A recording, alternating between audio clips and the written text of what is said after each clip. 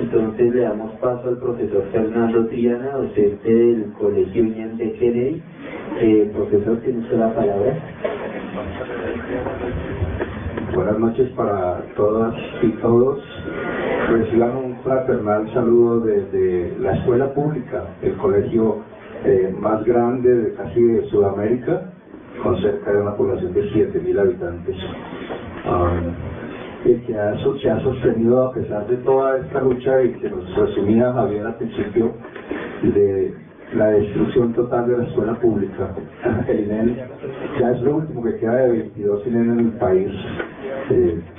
Resistimos fuertemente a pesar de las directivas que llegan a implementar y a cumplir las órdenes de la Secretaría de Educación y del Ministerio de Educación para transformarlo en lo que no es.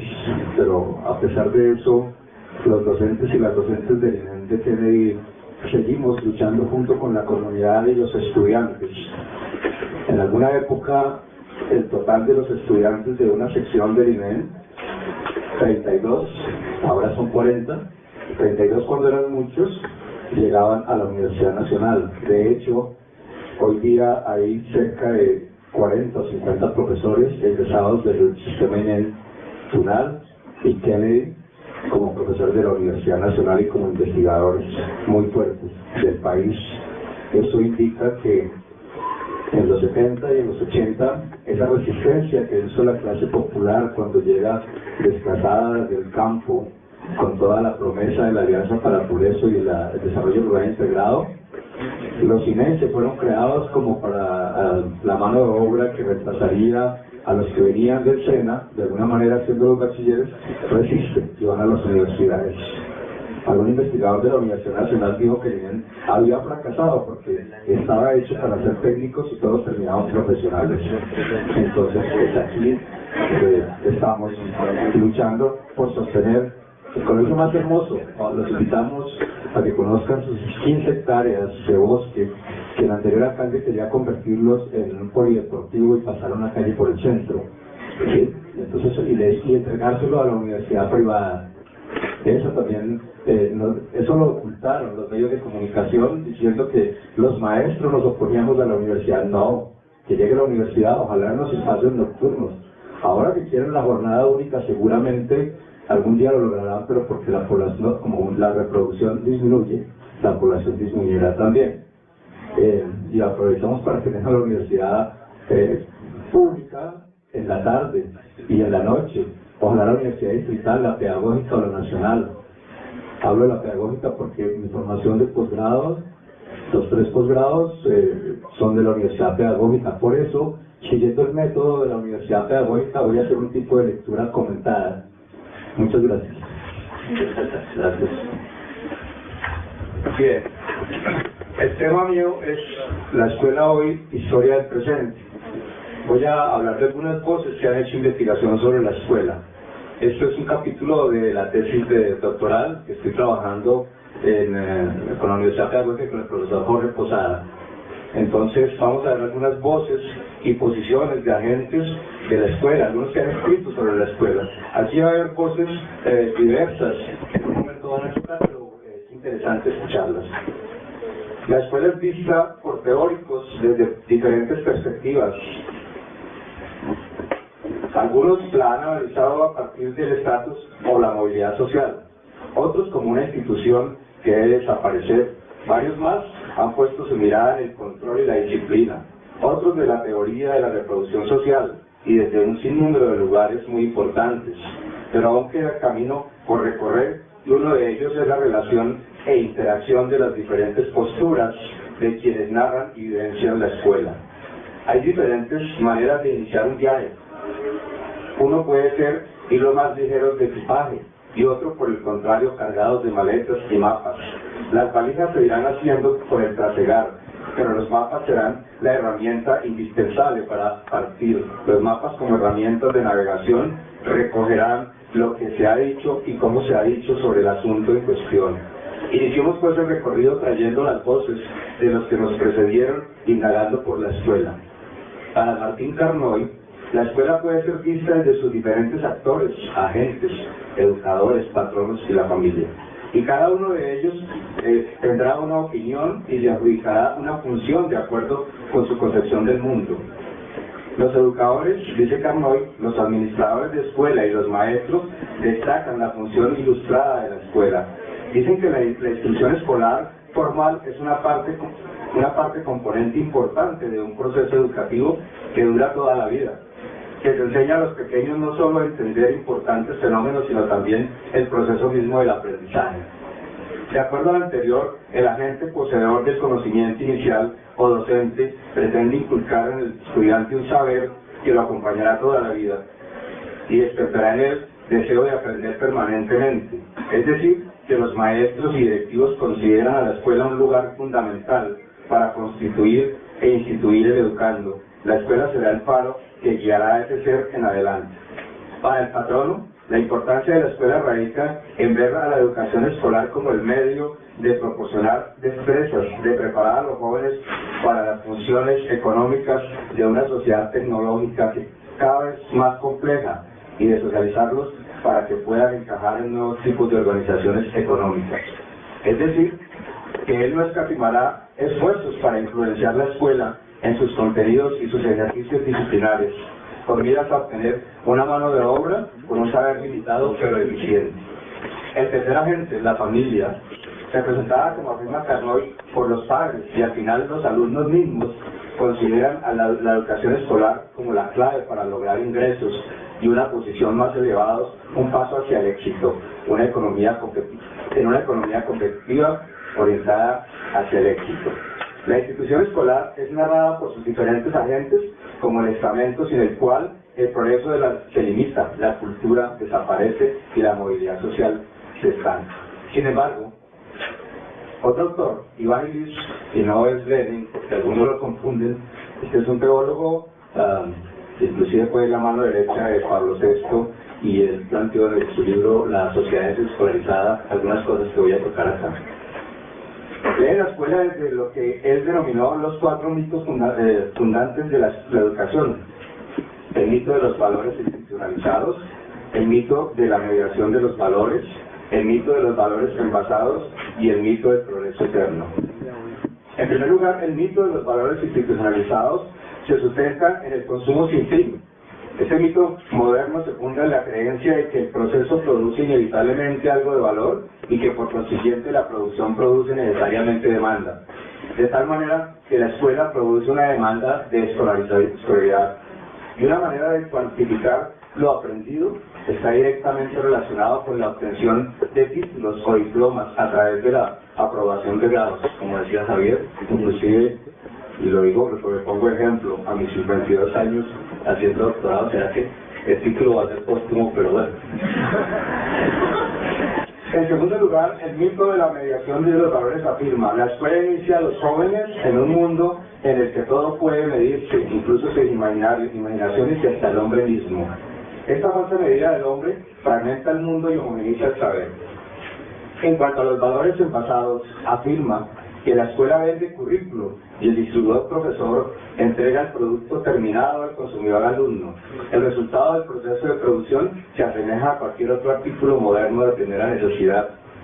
Es un paquete de significados planificados, una mercancía cuyo atractivo equilibrado lo hace comercializable para una clientela lo bastante grande como para justificar su elevado coste de producción. El cuarto mito corresponde al progreso eterno. Cada año es un paso más hacia la meta final, y a medida que se asciende la pirámide, los gastos aumentan. Cada tema envasado con la instrucción de continuar consumiendo una oferta tras otra, y el envase del año anterior es siempre anticuado para el consumidor del año en curso. Este es un mercado que no para de ofertar artículos a un consumidor insaciable: nuevos textos, nuevos instrumentos, nuevos uniformes, nuevos accesorios, nuevos currículos, nuevas evaluaciones. Y la escuela, como no le quedó otro recurso ahora, el maestro que perdió todo ese poder que tenía sobre el estudiante, pues ahora no le queda sino el uniforme para devolver a los chicos, porque los tenis son de color rojo, la camisa es de color amarillo, su cabello es de otro color y lleva una gorra puesta. Y ese ha sido ahora el problema de la escuela. ya no los dejan entrar. Pelean porque no hay estudiantes, pero no se les permite entrar porque no están uniformados. Para los teóricos de la disciplina y el control, la escuela es enunciada como un dispositivo. La disciplina se puede leer desde las prácticas ejecutadas por los actores que ostentan el poder y aquellos que son sometidos. La escuela diseñada en buena medida para el menor de edad es el espacio de adiestramiento e inculcación de los buenos modales y la buena conducta que hará más dócil al ser humano en formación. Según Fernández, a diferencia de la disciplina del control, no persigue un tipo humano, no pretende instaurar una forma humana. El trabajador opera por exclusión, es excluyente y el castigo que impone no permanece ligado a un cuerpo y a un lugar. La disciplina como dispositivo o herramienta prepara al individuo homogenizándolo e incluyéndolo desde el comportamiento para facilitar el aparato de control sobre el futuro obrero o ciudadano. La escuela es un híbrido de disciplina y control, el niño y al docente, y controla al niño y al docente. Como afirma Fernández, la violencia del control no se ejerce así en ningún lugar, pero no porque el lugar donde esta se ejerce quede oculto, como ocurre en el encierro, sino porque siempre se ejerce en otro lugar, un no lugar tránsito de una exclusión que conduce a una tolerancia. Para Teodoro Adorno, citado por Tello, el niño es arrancado a menudo en una forma de tensión casi insuperable desde el jardín de infantes, de las relaciones acogedoras, cálidas, y experimenta súbitamente en la escuela por primera vez el trauma de la alienación. Esta afirmación se puede evidenciar en el presente, en donde la educación escolarizada se está iniciando a los 2 años de edad, y haciendo sumas más o menos serían 25 años, desde los 2 años del jardín hasta el doctorado, y si le sumamos el postdoctorado sumaría un poquito más. Vamos a ver cómo será la cosa. Es decir, que ya uno llegaría un poco viejo a trabajar, ya cansado. Uno ve a los niños agotados a los 14 años, encerrados, y peor aún si tienen las mismas voces en el jardín, la misma profesora o profesor, los mismos colores, el mismo encierro, el mismo salón, y los papás solo los van a ver dormidos. Según Graciano Cavallini, la escuela trata a toda costa de imponer la idea de que los conocimientos formales son la única forma de inteligencia. Esto ha llevado a la institución escolar con su pensamiento lineal a desconocer el capital cultural propio de cada ser individual o colectivo. La escuela está diseñada para validar el saber de algunas clases sociales e invisibilizar el saber popular. Ya hace tiempo que se ha comprendido que la escuela impone un juego especial, marginando a quienes no lo conocen ni saben aprenderlo, aun cuando sepa hacer otras cosas más o menos bien.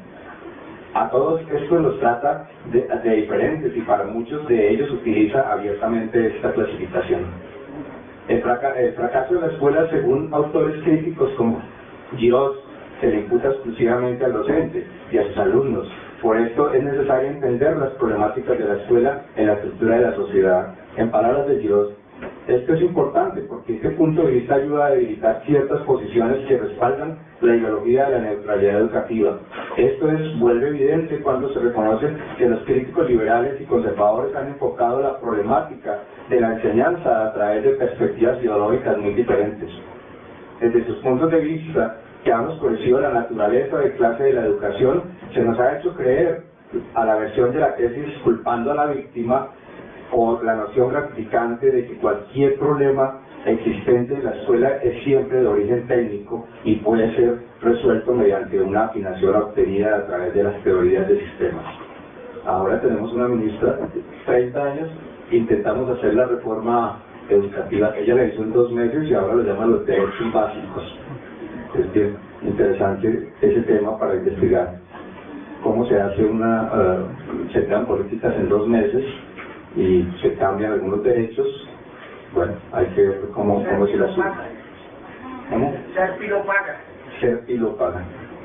Y dijo, bueno, no lo voy a nombrar acá porque no quiero ser el propaganda de ese personaje. En esta nueva crisis por la que atraviesa la escuela con la reducción de la autonomía del maestro y la escasa confianza que demuestran los entes burocráticos y sus representantes, además de la sociedad, es importante que nuevos investigadores develen la situación por la que atraviesa esta institución. Investigadores que evidencien las interacciones entre las distintas posiciones que hablan sobre la escuela como las de los intelectuales y sus perspectivas, el Estado y sus políticas, las y los docentes, sus prácticas, y la comunidad que acude a las aulas en busca de educación. La escuela como institución de la modernidad es vista desde diferentes perspectivas, de manera que vale la pena traer a colación la definición de autores que dan cuerpo y respaldo al presente proyecto. Fernández, en un primer momento, define la escuela como establecimiento público, donde se da a los niños la instrucción primaria. Y en una segunda acepción, de manera más concreta, se refiere a esta como establecimiento público donde se da cualquier género de instrucción. Es decir, que de una manera más amplia se reconoce la escuela como ese lugar, establecimiento, en donde se instruye a la comunidad, pero resaltando el carácter público de dicha institución. Fernández resalta que es un pleonasmo la expresión escuela pública, pues toda escuela es pública desde que el Estado promueve los procesos de escolarización. Martín Carnoy, en el texto La educación como imperialismo cultural, hace una aproximación al concepto de escuela afirmando que en muchas sociedades la instrucción escolar formal es una institución importante en la transmisión de la cultura y los conocimientos de generación en generación y la formación de rasgos humanos y nuevos conocimientos. Pero esta visión funcionalista para Carnoy no deja de ser más que la naturalización de un discurso impuesto, de manera que lejos de obrar como liberadora, la educación formal de Occidente llegó a muchos países como parte de la dominación imperialista.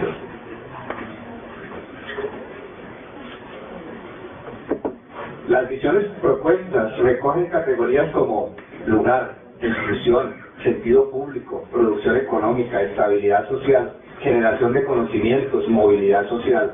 Todo esto es marcado dentro de la modernidad y sus postulados que se van consolidando dentro del lenguaje y las políticas públicas, y hasta ser neutralizado por todas las clases sociales, naturalizado por todas las clases sociales como proceso ideologizante. La relación entre ideología y escuela se puede observar desde dos perspectivas, desde las clases dominantes y desde las subalternas, como afirma Mendeleev en el texto El Manifiesto de la Educación, citado a Baudel y Stable. La primera de ellos hace referencia a la reproducción del proletariado en un porcentaje que supera el 75% de la población, y la segunda, que reproduce la burguesía y propone que el éxito o fracaso de un estudiante depende en buena medida del origen social de los padres. La escuela hoy día recibe el nombre de escuela pública en contraposición a la escuela privada. Puede reconocerse desde la perspectiva de Stable como la separación radical entre los futuros funcionarios del capital y los que no van a disponer sino de obedecer, y en cierto modo entre trabajadores intelectuales y manuales, una fuerza de trabajo en venta entre los destinatarios a mandar y los que deberán obedecer. Estos futuros trabajadores dan fuerza a la presente investigación vistos desde una manera coetánea, es decir, que evidencian juntos con los demás actores o agentes el espacio-tiempo contemporáneo. Una pregunta que se está convirtiendo en lugar común es: ¿para qué sirve la escuela? Ese lugar lleno de recuerdos de toda índole que deambulan hoy día por la mente de casi todos nosotros ha sido indagado por muchos autores que se preguntan por su origen y se remontan a épocas pretéritas. La escuela es reconocida ahora como una invención de la modernidad, pero con el transcurrir del tiempo se retoman otras preguntas para hacer a esta institución en permanente crisis. Para reforzar, la escuela nació en crisis, y de hecho eso es lo importante. Para reforzar lo anterior, vale la pena traer a colación algunos apartes del texto de La sociedad desescolarizada de Iván Illich, autor que caracteriza a la escuela desde lo que él llama la fenomenología de la escuela pública, y se aproxima a una definición de esta como el proceso que especifica edad y se relaciona con maestros y exige asistencia a tiempo completo a un currículum obligatorio. Cuando Iván Illich habla de edad como método utilizado para la escuela, para agrupar personas, hace referencia a tres premisas. A los niños les corresponde estar en la escuela. Los niños aprenden en la escuela. A los niños puede enseñárseles solamente en la escuela. Refutando estas tres premisas, en el texto de La sociedad desescolarizada, el autor hace un recorrido por la niñez como invención de la sociedad industrial y parodiando de alguna manera la producción, y de manera irónica sostiene: hasta el siglo pasado, siglo XIX, Los niños de padres de clases medias se fabricaban en casas con ayuda de preceptores y escuelas privadas. Solo con el advenimiento de la sociedad industrial, la producción en masa de la niñez comenzó a ser factible y a ponerse al alcance de la multitud. El sistema escolar es un fenómeno moderno, como es la niñez que lo produce. Y ahí traigo a colación el texto Calibán y la bruja. Me parece muy interesante cuando habla de la contrarrevolución del capitalismo en el momento del feudalismo, y cuando la mujer había logrado un espacio muy interesante antes de que su vientre fuera utilizado como la máxima producción de mano de obra, y ella pues encerrada en la casa sin ganar dinero pues por su trabajo de la reproducir y alimentar, y perdió algunos saberes como el de la medicina, que ella lo manejaba mejor que el hombre. Eso ya es otro tema mucho más largo, pero pues lo traigo ahí. Con respecto a la edad de la niñez, inmersa en la institucionalidad, el autor afirma: si no existe una institución de aprendizaje obligatorio y para una edad determinada, la niñez dejará de fabricarse. Los menores de los países ricos se librarían de su destructividad y los países pobres dejarían de rivalizar con la niñería de los ricos. Y con respecto a la relación maestro-alumno, dice: solo segregando a los seres humanos en la categoría de la niñez podemos someterlos alguna vez a la autoridad de un maestro de escuela. Ahora bien, cuando el autor se detiene en la observación de la relación profesor-alumno, nos hace recordar la enciclopedia y la iluminación. Es el profesor quien porta el faro que alumbrará el camino del alumno, que de alguna manera sigue siendo visto como tabula rasa, y nos dice a su estilo que la escuela es una institución construida sobre el axioma de que el aprendizaje es el resultado de la enseñanza, y la sabiduría institucional continúa aceptando este axioma, pese a las pruebas abrumadoras en sentido contrario. De manera tajante nos hace evidenciar que la mayoría de cosas que aprendemos lo logramos fuera de la escuela. Aprendemos a hablar, pensar, amar, sentir, jugar, blasfemar, politiquear y trabajar sin la interferencia de un profesor. El maestro profesor ejerce sobre el niño autoridad, poder desde la represión encarnada como autoridad moral, como terapeuta, como administrador de justicia y como sabio explicador. Claro, esa es la postura de Illich. Vamos a ver más adelante esa cosa.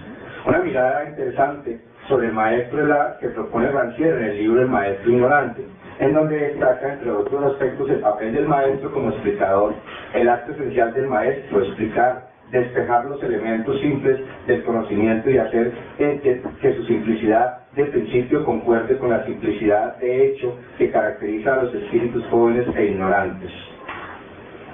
Rancière dice: el saber es mediado por el explicador y el alumno va aclarando su camino, y a medida que aclara el asunto, su mundo predeterminado se revela y su condena como la de Sísifo es la repetición.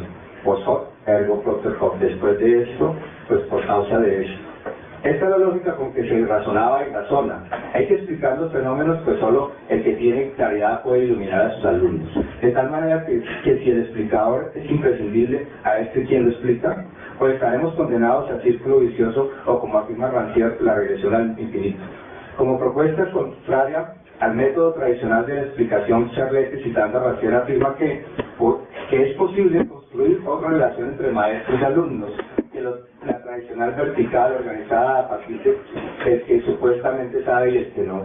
Un aspecto complementario a la explicación es la interrogación como práctica pedagógica. Rancière nos lleva por caminos más difíciles, más riesgosos, más provocadores, pues toca la fibra de los sabios y los coloca en entredicho, y con una crítica muy fuerte a Sócrates afirma que el socratismo es una forma perfeccionada del embrutecimiento. Como todo maestro sabio, Sócrates interroga para instruir. Sin embargo, quien quiere emancipar a un hombre debe interrogarlo a la manera de un hombre, y no como los sabios, para ser instruido y no para instruir. El maestro debe emprender el viaje a la par con el alumno. La búsqueda es el método. El que busca siempre encuentra. No necesariamente lo que busca, pero encuentra cosas nuevas que le facilitarán relacionar lo que conoce con lo encontrado, y así formar una trama que le permita ligar todo con todo. Maestro es quien mantiene a quien busca en su camino, en donde él es el único que busca y no deja de buscar. Traigamos esta propuesta al presente después de 2 siglos de instaurada la escuela y naturalizada la institución, convertida en sentido común. ¿Valdría la pena la no explicación y la no interrogación? Hay que reconocer que el sentido común hace desaparecer la historia o la convierte en algo ya dado, y por lo tanto del asunto se sabe lo que se sabe, y nada más el sentido común oculta y vuelve normal en las instituciones. De tal manera que ya institucionalizada la escuela, esta es constituida por sujetos que enseñan y sujetos que se dejan enseñar en un espacio físico y en un tiempo dado. Es decir, el profesor el poseedor del conocimiento es el que sabe, y el que carece de esto es el ignorante. La pregunta es, ¿qué conocimientos posee el que sabe? ¿Qué es conocer? ¿Cómo cambia el saber a través de la historia? ¿Qué es saber? Rancière no propone acabar con la escuela, sino con el método de enseñanza que todo el mundo sea un maestro. Todo el mundo hace referencia al común de las personas y a los maestros. Que las cosas conocidas nos lleven por su origen a cosas desconocidas. Que el maestro que ignora sea capaz de partir en la búsqueda de lo que ignora a la par con sus estudiantes. Que el saber no se limite al encierro de la escuela.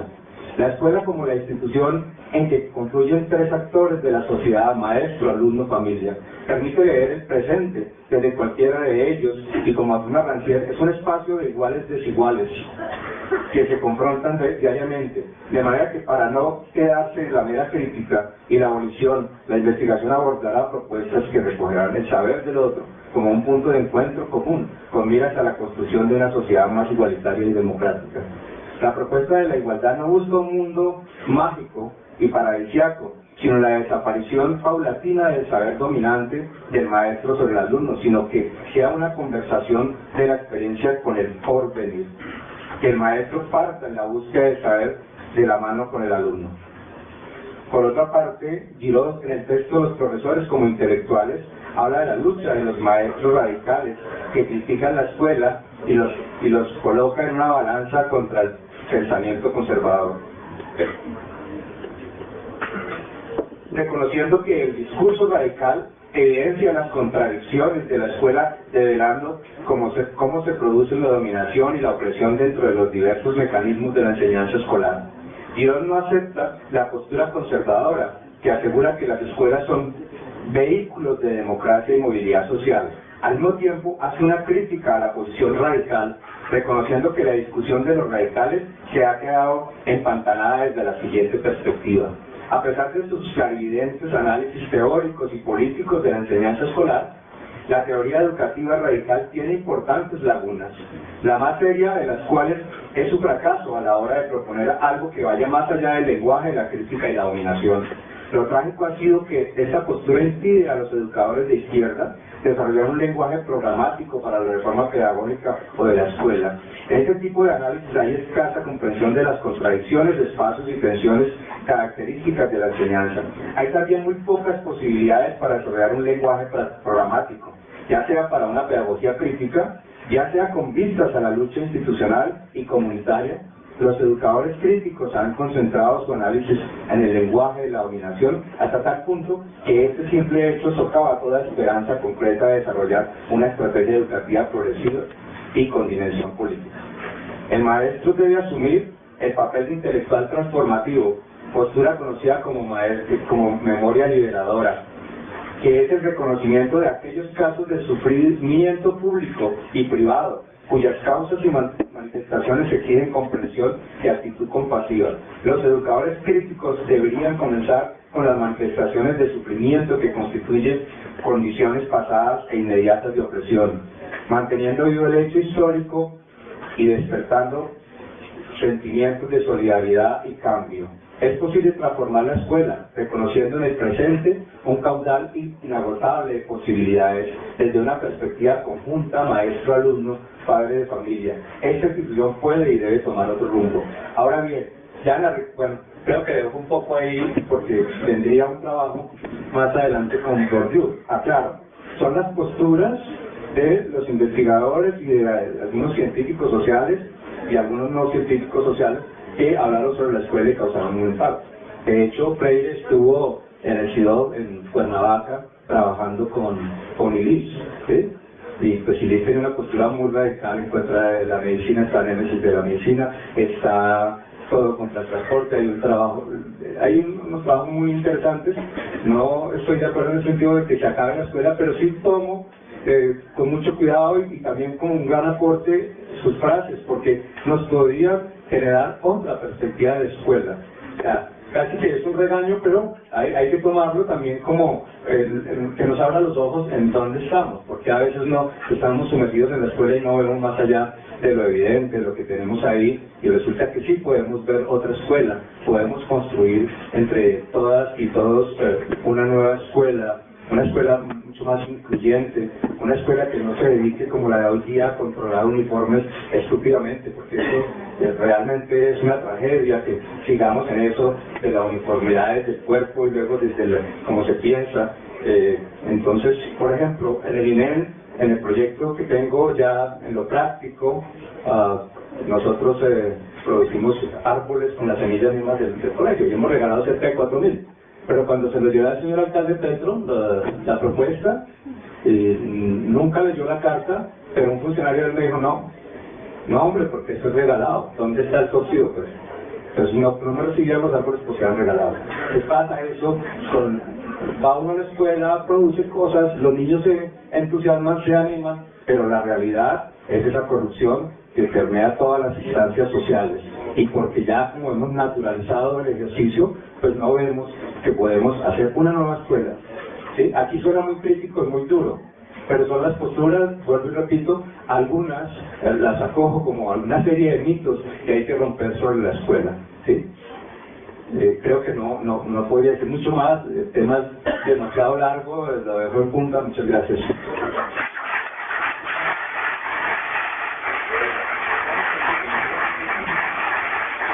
Muchas gracias, profesor Fernández.